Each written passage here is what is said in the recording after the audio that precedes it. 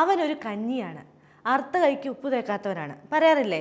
അതായത് നമുക്ക് ഈ വാക്കുകളൊന്നും നമ്മളെക്കുറിച്ച് ആരും പറയാൻ ഇഷ്ടമല്ലാത്ത, എന്നാൽ ഇത് ശ്രദ്ധിച്ചോ, ഈ വാക്കുകളൊക്കെ ആരെങ്കിലും അവരുടെ കോൺവെർസേഷനിൽ നിങ്ങളെക്കുറിച്ച് പറയുന്നുണ്ടെങ്കിൽ അവർക്ക് നിങ്ങളെക്കുറിച്ചൊരു മോശം ഇംപ്രഷനാണ്. അപ്പോൾ ആദ്യത്തെ വാക്ക് എന്താണ്? മടിയുള്ള. ജോലി സ്ഥലത്തൊക്കെ പറയാണ് അവന് ഭയങ്കര മടിയാണെന്ന് പറഞ്ഞു കഴിഞ്ഞാൽ എന്താണ്? ഇതാണ് മടിയുള്ള, റിലക്റ്റൻറ്റ്. പിടിവാശി, സ്റ്റബേൺ. സ്വാർത്ഥമായ, അല്ലെങ്കിൽ അവൻ സ്വാർത്ഥനാണെന്ന് പറയുമ്പം നമുക്കിങ്ങനെ സെൽഫ് സെൻറ്റേർഡ്.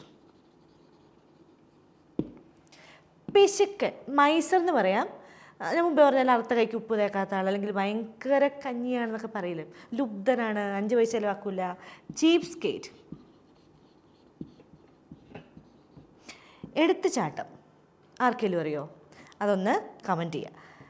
അത് നിങ്ങൾക്കുള്ള വർക്കാണ്. ഈ യാഥാർത്ഥ്യമല്ലാത്ത എന്ന് വെച്ച് കഴിയുമ്പം നമുക്ക് പറയാം ബോഗസ്. ബോഗസ് എന്ന് വെച്ചാൽ ആർട്ടിഫിഷ്യലാണ്. ചില ഭാര്യയും ഭർത്താവ് കണ്ടിട്ടില്ലേ, പുറത്തുനിന്ന് അകത്ത് വേറുന്നു. അപ്പോൾ എന്താ പറയുക, അവർ ബോഗസ് ആണെന്ന് പറയാം, അവർ ആർട്ടിഫിഷ്യലാണെന്ന് പറയാം അല്ലേ.